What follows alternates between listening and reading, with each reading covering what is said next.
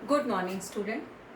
आज हम संवाद लेखन राइटिंग स्किल आज हम राइटिंग स्किल को सीखेंगे और आज हम राइटिंग स्किल में संवाद लेखन लिखना सीखेंगे। सबसे पहले हम सीखेंगे कि रचनात्मक लेखन क्या होता है।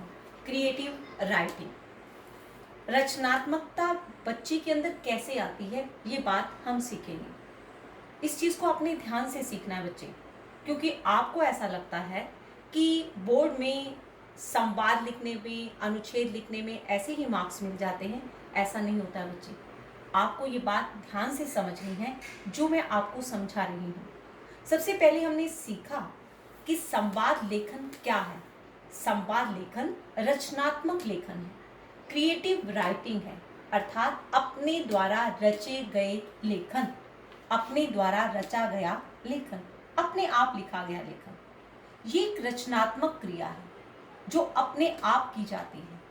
ये कोई रट्टाफिकेशन से नहीं लिखा जाता है, यह याद करके नहीं लिखा जाता है।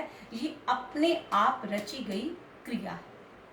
अपने द्वारा रची हुई क्रिया हम कैसे लिख पाते हैं, हम अब इस बात को समझेंगे कि इसके अंदर, संवाद लेखन के अंदर और रचनात्मक क्रिया के अंदर हम बाहरी मापदंडों को नहीं देखते हैं। अर्थात अगर हम ये सोचें कि हम कहीं से भी शब्द याद कर लेंगे और शब्दों को याद करके हम इसके अंदर लिख देंगे, ऐसा नहीं है, क्योंकि विषय तो कहीं से भी आ सकता है ना। इसलिए बाहरी मापदंडों को इसके अंदर नहीं लिया जा सकता है। अर्थात अगर हम ये सोचते हैं कि जो बाहरी मापदंड है, अर्थात हम बाहरी शब्दों को उठाकर, अर्थात बुक में से शब्दों को उठाकर किसी भी संवाद लेखन के अंदर लिख सकते हैं, ऐसा मुमकिन नहीं है। मैंने एक बात समझाई कि ये संवाद लेखन रचनात्मक लेखन है, अर्थात क्रिएटिव राइटिंग है। इसे रचनात्मक क्रिया इसलिए कहा जाता है क्योंकि ये अपने द्वारा रची गई क्रिया है। इसके अंदर हम बाहरी मापदंडों को नहीं देखते हैं। इसके अंदर क्या देखा जाता है बच्चे? अपनी योग्यता और अपनी कल्पना के आधार पर इसमें कार्य किया जाता है।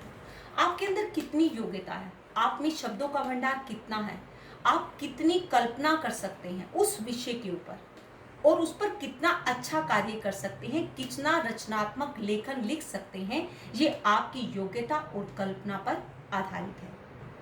आप जितनी योग्यता शब्दों में रखते हैं, जितना आपका शब्दों का भंडार अच्छा होता है, और उतनी ही कल्पना अच्छी बनती चली जाती है। मैं आपको एक बात कहती हूँ, लेकिन हम उस बात को करते कम हैं। अगर हम रोज इंग्लिश के 5 शब्द डिक्शनरी में से याद कर लेते हैं, फिर उसे हिंदी के अंदर ट्रांसलेट करते हैं, फिर हम 5 वाक्य इंग्लिश के बनाते हैं और 5 वाक्य हिंदी के बनाते हैं, हमारा क्या बढ़ा? शब्दों का भंडार बढ़ गया। जैसे ही शब्दों का भंडार बढ़ा, वैसे ही वाक्य बनाने अच्छे आ गए और वो कल्पना बढ़ती चली गई।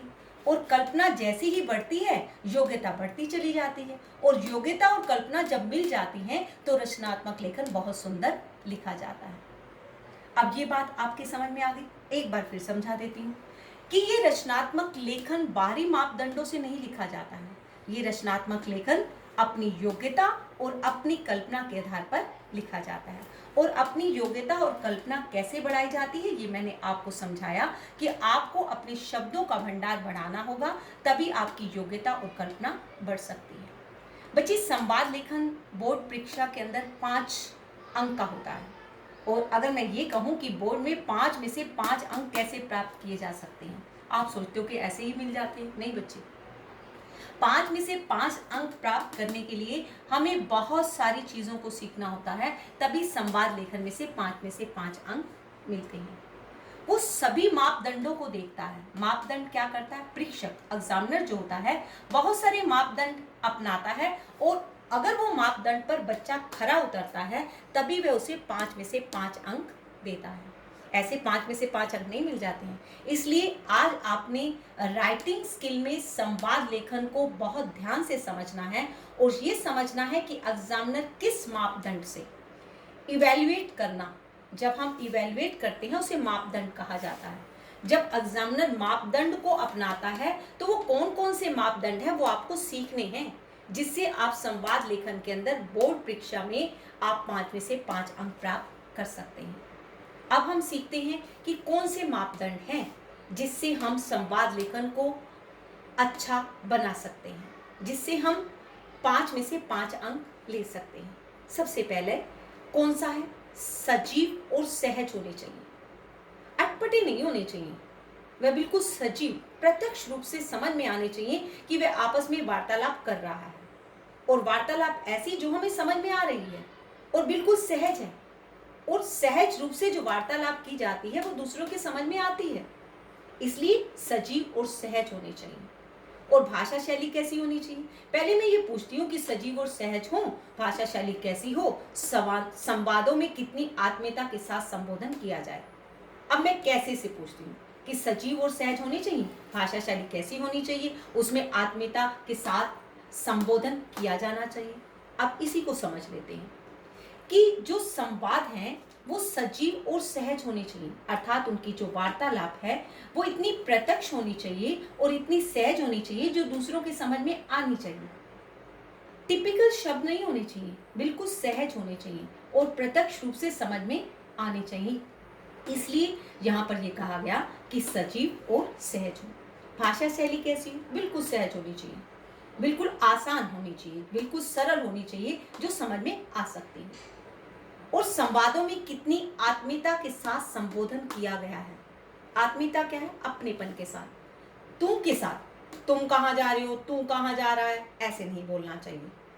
अब इसके अंदर जो एटिकेट्स हैं, जो आपके अंदर अपनापन है, वो इसके अंदर आपका प्रदर्शित होना चाहिए। अपनेपन का प्रयोग कैसे किया जाता है? जब आप दूसरों को रिस्पेक्ट देते हो, आदर देते हो, वो संवाद के अंदर दिखाई देनी चाहिए। तू कहाँ जा रहा है, हाय बाय, इन शब्दों का प्रयोग नहीं किया जाना चाहिए। यहाँ पर हमने ये बात सीखी कि ये हमें संवाद जो है सजीव और सहज होनी चाहिए, भाषा शैली बिल्कुल सरल होनी चाहिए और उसमें अपनेपन का प्रयोग किया जाना चाहिए। अब हम आगे समझेंगे।